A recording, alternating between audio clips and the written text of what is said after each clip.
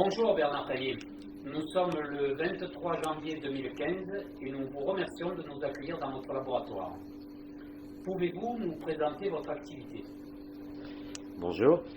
Alors, je suis aujourd'hui un vieux monsieur, mais j'ai fait des études de chimie organique jusqu'au stade d'obtenir un doctorat de 3e cycle. Tout ça, ça se passait en 71 à Marseille. Des années plus tard, après avoir travaillé dans le domaine de l'industrie de l'instrumentation de chimie analytique, en particulier aux États-Unis pendant plusieurs années, l'idée m'est venue de monter un laboratoire basé sur la spectrométrie de masse. Pourquoi ça? Parce que cette technique, vous voyez un tel instrument derrière moi, cette technique présente l'avantage, et c'est unique, de permettre d'identifier des molécules sans avoir besoin d'une idée préconçue. Des molécules dont on ne sait pas si elles seront là, on les identifie par leur spectre de masse. Donc c'est une technique d'identification, et non pas seulement de quantification. Voilà. À 2 reprises, vous avez analysé des filaments tombés du ciel. Pouvez-vous nous en dire plus? Bien sûr. Un exemple de filaments qui me sont parvenus le 12 novembre 2012 de la part d'une dame qui s'appelle Madame Dumas, qui venait d'assister donc à une chute très importante de ces filaments dont je vous avoue que je n'avais jamais entendu parler. Comme je ne sors pas de mon trou, les filaments ne rentrent pas ici et j'ai pas souvent l'occasion de me promener la tête en l'air, donc voilà. Mais par contre, il y a des milliers de gens qui ont observé ça, j'ai découvert ça, et qui se posent évidemment la question de savoir qu'est-ce que c'est. Est-ce que ce sont des araignées, des cacas d'oiseaux ou autre chose? Voilà, donc j'ai été confronté à ce problème, ça m'a pris un bout de temps pour savoir comment introduire un morceau de filament dans cette machine, puis j'y suis parvenu. Après coup, je me suis rendu compte que j'étais pas le premier, un laboratoire italien qui s'est posé les mêmes questions et qui a trouvé les mêmes réponses que moi. Oui, on arrive tous à la conclusion que ça n'est pas naturel, et que la main de l'homme est passée par là. Alors, ça tombe du ciel, c'est pas naturel, et les questions se posent donc. Voilà, alors j'apporte un certain nombre de réponses, mes analyses ont permis d'apporter quelques réponses sur la composition et sur la dangerosité éventuelle de ces filaments, mais il faudrait que les laboratoires scientifiques dont c'est la fonction effectuent les recherches requises pour savoir d'où proviennent ces filaments. Est-ce que c'est une pollution induite par le simple trafic aérien, ou est-ce que c'est autre chose? Expliquez-nous déjà les conséquences des produits analysés sur notre santé. Alors, j'ai trouvé un très grand nombre de molécules que je ne suis pas parvenu à identifier toutes, mais par contre, un certain nombre de molécules ont été identifiées par comparaison avec une spectrothèque dont je dispose, et qui me permettent d'affirmer que les phtalates, par exemple, qui sont présents dans tous ces échantillons, et surtout les échantillons que j'ai pu analyser depuis 2012, donc, les phtalates sont très connus, parce que très utilisés dans l'industrie des plastiques en particulier, sont très connus pour être des perturbateurs endocriniens. Perturbateurs endocriniens, ça veut dire que quand ils pénètrent dans les organismes vivants, ils dérèglent le fonctionnement des glandes qui régissent notre équilibre, l'équilibre qui fait qu'on ne devient pas obèse, ou l'équilibre les équilibres, les merveilleux équilibres qui régissent le corps humain. Et voilà, donc la seule présence de phtalates dont perturbateur endocrinien n'est plus à démontrer maintenant. Il est admis. La présence de phtalates dans ces filaments, en proportion importante, est alarmante, puisque ces filaments tombent sur le sol, que ainsi ils rentrent inévitablement dans la chaîne alimentaire, et qu'au bout, en haut de la chaîne alimentaire, il y a l'homme. Sans parler des vaches qui sont un peu plus bas, etc. Donc, ces filaments finissent sous une forme ou sous une autre dans notre organisme.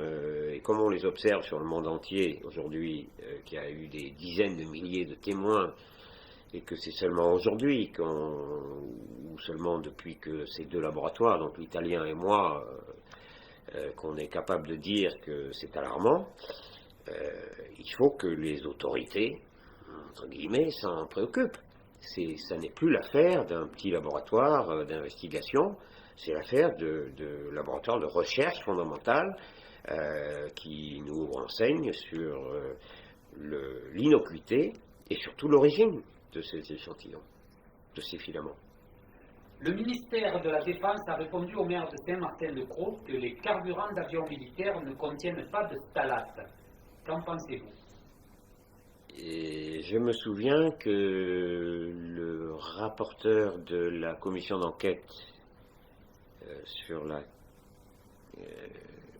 le naufrage de l'Erika s'appelait Jean-Yves Le Drian. Jean-Yves Le Drian était à l'époque maire de Lorient et président du conseil général du Morbihan, je crois. Enfin, peu importe. Il est devenu ministre de la Défense.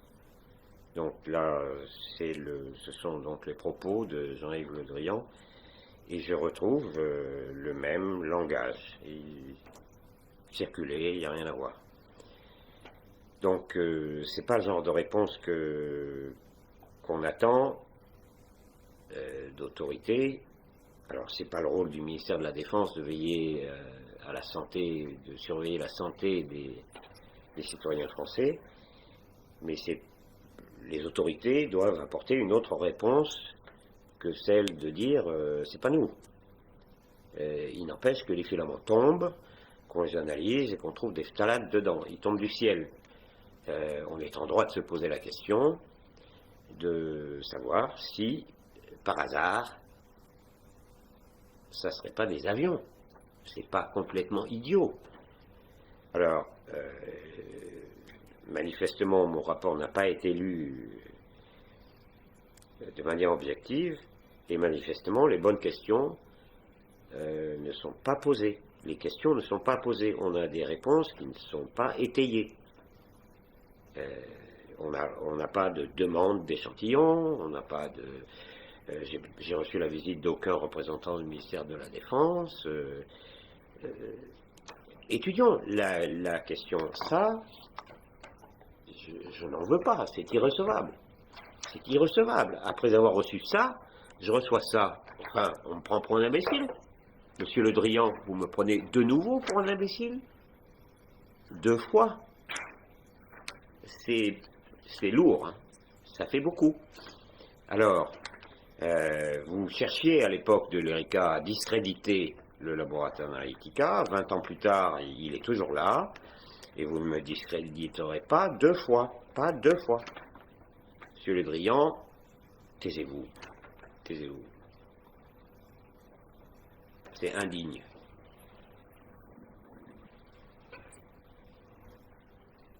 Vous avez visionné le film de l'équipe italienne de Rodario Marciano, Guerre secrète. Qu'en pensez-vous? Alors, en dépit des affirmations de Le Drian, je ne suis pas un charlatan. Peut-être que ce film le montre. Je suis un scientifique. Le traitement de la chute de ces filaments aéroportés dans le film, c'est un sujet sur lequel je n'ai pas à émettre d'opinion, je n'ai pas de compétences particulières pour porter un jugement sur ce que ce film évoque par ailleurs. Moi, ce que j'ai fait, c'est l'analyse de la composition chimique une analyse préliminaire de la composition chimique de ces filaments qui nous tombent sur la tête et dans le monde entier, ces épisodes sont rapportés dans le monde entier. C'est pas anodin pour la santé des gens qui sont sur Terre, c'est peut-être gênant pour la communication des ministères, mais c'est aussi gênant pour la santé des gens, des vaches qui broutent, des gens qui boivent le lait des vaches, enfin bref, il faut que l'on sache d'où viennent ces phtalates, qu'on fasse cesser ces déversements et qu'on en comprenne donc l'origine. Moi, tout ce que je peux dire, c'est que dans les phtalates qui nous tombent sur la tête, dans les filaments qui nous tombent sur la tête, il y a des phtalates. Voilà. Ça, personne ne peut me contredire, sauf Monsieur Le Drian, peut-être, mais bon, les faits sont là. Voilà, je ne peux pas en dire plus, je ne veux pas rentrer dans d'autres considérations, il n'est pas impossible que ces filaments se soient formés sur Terre, qu'ils aient été entraînés dans l'air et qu'ils retombent, donc on ne peut pas formellement accuser l'aviation, mais bon, quand même, il faut savoir que les avions, ce sont de véritables usines, qu'ils contiennent des lubrifiants, des carburants, tout un tas de produits chimiques extrêmement complexes, pas du tout anodins sur le plan de la santé publique, et que la réponse du ministère de la Défense m'importe peu finalement, que Le Drian continue sur sa lancée, mais c'est pas au ministère de la Défense de se prononcer, c'est au ministère de l'environnement. C'est un problème environnemental et de santé publique. Donc que les ministères de la Santé et de l'Environnement se mêlent de cette affaire et qu'ils expliquent aux citoyens qui reçoivent ces filaments d'où ils viennent, comment faire cesser ces retombées et quels sont les risques que les gens qui ont été déjà exposés ont d'ores et déjà encourus et quelles sont les mesures prises pour que ces risques cessent. Quelle conclusion peut-on tirer de vos analyses? Écoutez, le plus simple, c'est que je relise ce qui figure à la fin d'un rapport qui circule sur Internet librement. Les connaissances préliminaires et partielles que le laboratoire Analytica est parvenu à obtenir sur la composition de ces filaments aéroportés sont alarmantes, puisqu'il est maintenant démontré qu'ils transportent des perturbateurs endocriniens, ces fameux phtalates, et que ces retombées sont inévitablement susceptibles d'affecter la surface entière du globe terrestre et d'affecter la chaîne alimentaire. Voilà, rien à ajouter. Je vous remercie beaucoup, M. Taillé, de nous avoir accordé cette interview. Merci à vous. Au plaisir.